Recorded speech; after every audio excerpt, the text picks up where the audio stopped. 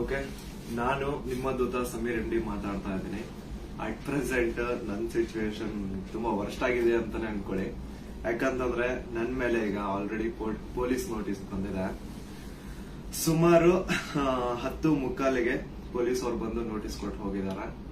ನನ್ಗೇನ್ ಭಯ ಇಲ್ಲ ಗುರು, ಕಾನೂನು ಪರವಾಗಿ ನನ್ಗೇನೆ ಈಗ ಜಸ್ಟ್ ಒಂದು ಫ್ಯೂ ಅವರ್ಸ್ ಬ್ಯಾಕ್ ಬಂದು ಕೊಟ್ಟು ಹೋಗಿದಾರೆ.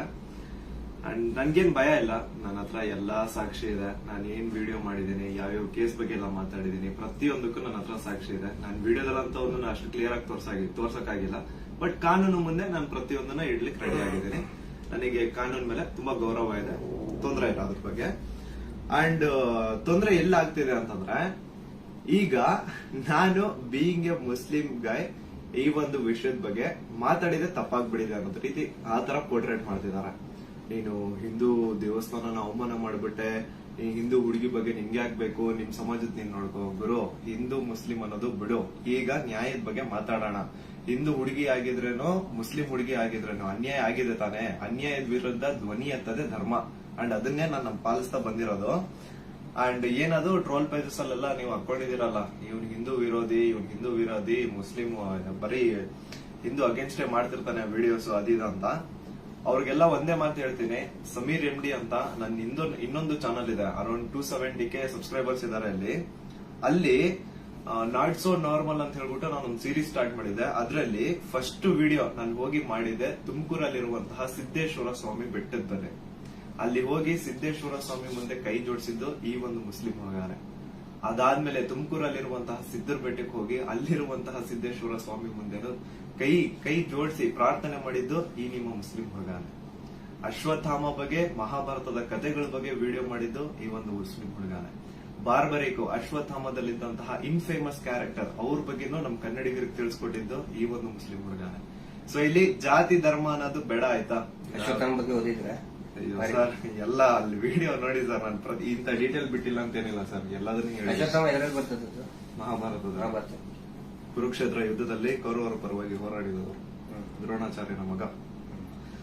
ಸೊ ನೋಡಿ, ನಾನು ಹಿಂದೂ ವಿರೋಧಿ ಅಂತೂ ಖಂಡಿತ ಅಲ್ಲ. ಹಿಂದೂ ವಿರೋಧಿ ಆಗಿದ್ರೆ ಒಂದು ಹಿಂದೂ ಹುಡುಗಿ ಜೊತೆ ಆಗಿರುವಂತಹ ಅನ್ಯಾಯದ ಬಗ್ಗೆ ನಾನ್ ಯಾಕೆ ಗುರು ಧ್ವನಿ ಎತ್ತುತ್ತೇನೆ?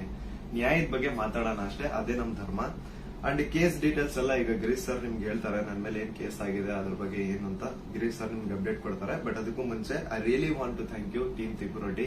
ಯಾಕಂತಂದ್ರೆ ನಾನು ಅಟ್ ಒನ್ ಪಾಯಿಂಟ್ ನಾನು ಕಂಪ್ಲೀಟ್ ಬ್ರೇಕ್ ಆಗ್ಬಿಟ್ಟಿದ್ದೆ. ಲೈಕ್ ಏನ್ ಗುರು, ನನ್ ತಪ್ಪು ಮಾಡ್ಬಿಟ್ನ, ನನ್ ನಿಜ ಕಣ್ಣೀರ್ ಬರೋದೊಂದು ಬಾಕಿ ಇತ್ತು. ಅಂತ ಟೈಮಲ್ಲಿ ತಿಮ್ರೋಟಿ ಆಗಿರ್ಲಿ ಅಥವಾ ಸೌಜನ್ಯ ಪರ ಹೋರಾಟಗಾರರು, ಸೌಜನ್ಯ ಶಕ್ತಿ, ಇವರೆಲ್ಲರೂ ನನಗೆ ಸಪೋರ್ಟ್ ಕೊಟ್ಟು ಇವಾಗ ತುಂಬಾ ಧೈರ್ಯ ಕೊಟ್ಟಿದ್ದಾರೆ. ಇದ್ರ ಬಗ್ಗೆ ಧ್ವನಿ ಎತ್ತಲಿಕ್ಕೆ ನಂಗೆ ತುಂಬಾ ಸಪೋರ್ಟ್ ಮಾಡಿದ್ದಾರೆ. ಸೊ ಇವರೆಲ್ರಿಗೂ ನಾನು ಚಿರಋಣಿ ಆಗಿರ್ತೇನೆ. ಅಂಡ್ ಯಾ ಸರ್, ಕೇಸ್ ಬಗ್ಗೆ ಹೇಳ್ಕೊಡಿ ಸರ್. ಅಲ್ಲ, ನಿಮ್ಗೆ ಏನಾದ್ರು ಅರೆಸ್ಟ್ ಮಾಡಕ್ ಬಂದಿರ ಪೊಲೀಸರು? ಬಂದಿದ್ರಲ್ಲ ಸರ್, ನೀವೇ ಇದ್ರಲ್ಲ ಸರ್ ಮುಂದೆ. ಸೀದಾ ಎಂತ ಕೋಇನ್ಸಿಡೆನ್ಸ್ ನೋಡಿ, ಗಿರೀಶ್ ಸರ್ ನಮ್ ಮನೆಗ್ ಬಂದ್ರು. ನಾನು ಹೇಳ್ದೆ, ಸರ್ ನನ್ ಕೈಲಿ ಆಗ್ತಿಲ್ಲ, ನನ್ಗೆ ಹೆವಿ ಥ್ರೆಡ್ ಕಾಲ್ಸ್ ಬರ್ತಿದಾವೆ, ನೀವು ಪ್ಲೀಸ್ ಬನ್ನಿ ನಮ್ ಮನೆಗೆ ಅಂತ ಹೇಳ್ಬಿಟ್ಟು ಅವ್ರಿಗೆ ಲೊಕೇಶನ್ ಕಳಿಸಿ ಇವ್ರು ಬಂದ್ರು ಅಂತ ನೀರ್ ಕುಡಿತಾ ಒಂದ್ 10 minutes ಮಾತಾಡ್ತಾ ಕೂತಿದೀವಿ. ಅಷ್ಟರಲ್ಲೇ ಡೋರ್ ಓಪನ್ ಮಾಡಿದ್ದೆ, ಬ್ಯಾಂಗ್ ಅಂತ ಪೊಲೀಸ್ ಅವ್ರ ಮನೆ ಒಳಗಡೆ ಎಂಟ್ರಿ. ಏನು ಅಂದ್ರೆ ಏನ್ ಹೇಳ್ತಾನೆ ಇಲ್ಲ, ಎದಕ್ ಬಂದ್ರು ಏನಂತ ಹೇಳ್ತಾನೆ ಇಲ್ಲ. ಆಮೇಲೆ ಗಿರೀಶ್ ಸರ್ ಅವ್ರ ಜೊತೆ ಎಲ್ಲ ಮಾತಾಡಿದ್ರು. ಲೀಗಲ್ ಆಗಿ ಅವ್ರೇನ್ ಮಾತಾಡಿದಾರೆ ಅಂತ ಅವರೇ ಹೇಳ್ತಾರೆ, ಕೇಳಿ. ಇವತ್ತು ಏನಾಗ್ತಾ ಇದೆ, ಸಮೀರ್ ಮಾತಾಡ್ಬೇಕಾದ್ರೆ ಯಾರದೇ ಒಬ್ಬರ ಹೆಸರು ತಗೊಂಡು ಮಾತಾಡ್ಲಿಲ್ಲ. ಮಾತಾಡಿದ್ದೆಲ್ಲವನ್ನು ಕೂಡ ಆಧಾರ ಇಟ್ಕೊಂಡೇನೆ ಸಮೀರು ಮಾತಾಡಿದ್ದು. ಅದು ಯಾರ ಬಗ್ಗೆ? ಯಾರೋ ದೇವರ ಬಗ್ಗೆ ಮಾತಾಡಿದ್ನ ಅಥವಾ ಮಸೀದಿಯ ಬಗ್ಗೆ ವಿವಾದ ಹುಟ್ಟಾಕಿ, ದೇವಸ್ಥಾನದ ಬಗ್ಗೆ ವಿವಾದ ಹುಟ್ಟಾಕಿ ಮಾತಾಡಿದ್ನ? ಇಲ್ಲ. ಸೌಜನ್ಯ ಅನ್ನೋದು ನಮ್ಮ ಎಲ್ಲರ ಮನೆ ಮಗಳವಳು. ಯಾವ ರೀತಿ ನಿರ್ಭಯ ಮತ್ತು ಈ ಅತ್ಯಾಚಾರದ ಪ್ರಕರಣದಲ್ಲಿ ಒಳಗಾಗ್ತಾರೆ, ಅವ್ರೆಲ್ಲರೂ ಕೂಡ ನಾವು ನಮ್ಮ ಮಗಳಂತ ತಿಳ್ಕೊಳ್ತೇವೆ. ಆದರೆ ಯಾರು ಹಿಂದೂ ಮುಸ್ಲಿಂ ಅಂತ ಹೇಳಿ ವಿನಾಕಾರಣ ಒಂದು ಹುಟ್ಟು ಹಾಕ್ತಾ ಇದಾರಲ್ಲ, ಅವರಿಗೆ ಅವ್ರು ಮಾಡೇನೇ ಇಲ್ಲ ಅಂತ ಹೇಳಿದ್ರೆ ಇದೆಲ್ಲ ಯಾಕೆ ಮಾಡ್ಬೇಕು? ಆ ನಂತರ ಸಂತೋಷ್ ರಾವ್ ಇಷ್ಟು ದೊಡ್ಡವನೇನ? ಸಮಾಜದಲ್ಲಿ ಕಲಾ ಹುಟ್ಟು ಒಂದ್ ವೇಳೆ ಸಂತೋಷ್ ರಾವ್ ಅಂತ ಹೇಳ್ತಾರೆ, ಸಂತೋಷ್ ರಾವ್ನೇ ಮಾಡಿದ್ರೆ ಸಮಾಜದಲ್ಲಿ ಅವನು ಅಷ್ಟೊಂದು ದೊಡ್ಡ ಇದನ್ನೇನೋ ಪೂರ್ತಿಯಾಗಿ ಒಂದಿಷ್ಟು ಜನ ಕರೆಸಿ ಏನೇನೋ ಮಾಡಿಸಿ ಟ್ರೋಲ್ ಮಾಡಿಸುವಂತ ದೊಡ್ಡವನ. ಇದನ್ನ ಜನರು ಅರ್ಥ ಮಾಡ್ಕೋಬೇಕು. ನಾನು ಪ್ರತಿಯೊಬ್ಬ ಜನಸಾಮಾನ್ಯರಿಗೂ ವಿನಂತಿ ಮಾಡ್ಕೊಳ್ತಾ ಇದ್ದೇನೆ, ಸೌಜನ್ಯಳನ್ನ ನಿಮ್ಮ ಮನೆ ಮಗಳಂತ ತಿಳ್ಕೊಳ್ಳಿ. ನಾವು ಅದೇ ರೀತಿ ತಿಳ್ಕೊಂಡಿದ್ದು. ಆನಂತರ ನಮ್ಮ ಅಕ್ಕನೋ ತಂಗಿನೋ ಏನಾದ್ರೂ ನೀವು ತಿಳ್ಕೊಳ್ಳಿ. ಸೌಜನ್ಯಳಂತೆ ಅನೇಕ ಹೆಣ್ಮಕ್ಳು ಅಲ್ಲಿ ಜೀವ ತೆತ್ತಿದ್ದಾರೆ, ಅತ್ಯಾಚಾರದಿಂದ ಕೊಲೆ ಆಗಿದ್ದಾರೆ. ಆನಂತರ ಇವತ್ತಿಗೂ ಕೂಡ ನಮ್ಮ ದೇಶದಲ್ಲಿ ಪ್ರತಿ 27 ನಿಮಿಷಕ್ಕೆ ಒಂದು ಅತ್ಯಾಚಾರ ಆಗ್ತಾ ಇದೆ. ಆ ಒಂದು ಲಿಸ್ಟ್ ಅಲ್ಲಿ ನಮ್ಮ ಮನೆ ಹೆಣ್ಮಕ್ಳು ಆ 27 ಇದನ್ನ ನಿಮಿಷದ ಕ್ಯೂನಲ್ಲಿ ನಮ್ಮ ಮನೆ ಹೆಣ್ಮಕ್ಳು ನಿಂತ್ಕೋಬಾರ್ದು. ಒಂದು ಈವ್ ಟೀಸಿಂಗ್ ಆಗಿ ಮೊನ್ನೆ ಮುಂಬೈಯಲ್ಲಿ ಒಂದು ಹೆಣ್ಮಗಳು ತಪ್ಪಿಸ್ಕೊಳ್ಳೋದಕ್ಕೆ ಹೋಗಿ ಸತ್ತಿದ್ದಾಳೆ ಪಾಪ, ಆಕ್ಸಿಡೆಂಟ್ ಆಗಿ, ಮುಂಬೈ ರೋಡ್ ಆಕ್ಸಿಡೆಂಟ್ ಆಗಿ. ಈವ್ ಟೀಸಿಂಗ್ ನಮ್ಗೆ ಏನನ್ಸುತ್ತೆ, ಅವ್ರು ಎಲ್ಲರೂ ಕೂಡ ಏನೋ ನಮ್ಗೆ ನಮ್ಮ ಮನೆಯ ಮಕ್ಕಳವರು, ನಮ್ಮ ಏನೋ ನಮ್ಗೆ, ಯಾಕಂದ್ರೆ ಎಲ್ಲ ಹೆಣ್ಮಕ್ಳ ಜೊತೆಗೆ ನಾವು ಬೆಳೆದವರು. ಸಮೀರ್ ಅವ್ರಿಗೆ ಇಲ್ಲಿ ಮಧ್ಯಾಹ್ನ ಅವ್ರಿಗೆ, ಸಮೀರ್ ಇದಕ್ಕಿಂತ ಮುಂಚೆ ಏನಾದ್ರು ಗೊತ್ತಾನ? ಇನ್ನೊಂದು ವಿಷಯ ನಾನು ಕ್ಲಾರಿಫೈ ಮಾಡ್ಬಿಡ್ತೀನಿ. ಎಲ್ರು ಏನ್ ಅನ್ಕೊಂಡ್ಬಿಟ್ಟಿದ್ದಾರೆ ಅಂತಂದ್ರೆ ಇವ್ರೆ ನನಗೆ ಹೇಳಿ ವಿಡಿಯೋ ಮಾಡ್ಸಿದಾರೆ ಅಂತ. ದೇವ್ರಾಣೆಗೆ ಹೇಳ್ತೀನಿ, ಸರ್ ಸುಮ್ಮನೆ ಸರ್, ಅಲ್ಲಾ ಮೇಲೆ ಆಣೆ ಮಾಡ್ಬಿಟ್ಟು ಹೇಳ್ತಿದ್ದೀನಿ, ರಂಜಾನ್ ಟೈಮಲ್ಲಿ ಹೇಳ್ತಿದ್ದೀನಿ. ಇವ್ರಿಗಾಗ್ಲಿ ನನ್ಗಾಗ್ಲಿ ಯಾವುದೇ ತರ ಲಿಂಕ್ ಇರ್ಲಿಲ್ಲ ಗುರು. ಸೌಜನ್ಯ ವಿಡಿಯೋ ಮಾಡೋದಕ್ಕಿಂತ ಮುಂಚೆ ಇವ್ರಿಗೂ ನನ್ಗೂ ಯಾವುದೇ ತರ ಲಿಂಕ್ ಇರ್ಲಿಲ್ಲ.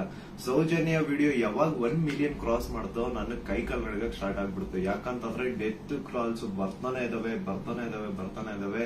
ನನ್ ಮನೆ ಅಡ್ರೆಸ್ ಲೀಕ್ ಮಾಡ್ಬಿಟ್ರು, ನನ್ ಪರ್ಸನಲ್ ಡೀಟೇಲ್ಸ್ ಲೀಕ್ ಮಾಡ್ಬಿಟ್ರು. ನನ್ಗೆ ಯಾವ ನನ್ ಮನೆಗ್ ಬಂದು ಅಟ್ಯಾಕ್ ಮಾಡ್ಬಿಡ್ತಾನೋ ಗೊತ್ತಿಲ್ಲ. ಎಲ್ಲಿ ಹೋಗೋಣ ಅಂತ ಗೊತ್ತಾಗ್ತಾ ಇಲ್ಲ. ಪೊಲೀಸ್ ಅವ್ರ ಕಡೆ ಹೋದ್ರೆ ಪ್ರೊಟೆಕ್ಷನ್ ಸಿಗುತ್ತಾ ಇಲ್ಲ, ಗ್ಯಾರಂಟಿ ಇಲ್ಲ. ಏನ್ ಮಾಡ್ಬೇಕಂತ ಅರ್ಥ ಆಗಿಲ್ಲ. ಆಗ ನಾನ್ ರೀಚ್ ಔಟ್ ಮಾಡಿದ್ದೆ ಟೀಮ್ ತಿಮ್ರೋಟಿ ಅವ್ರಿಗೆ.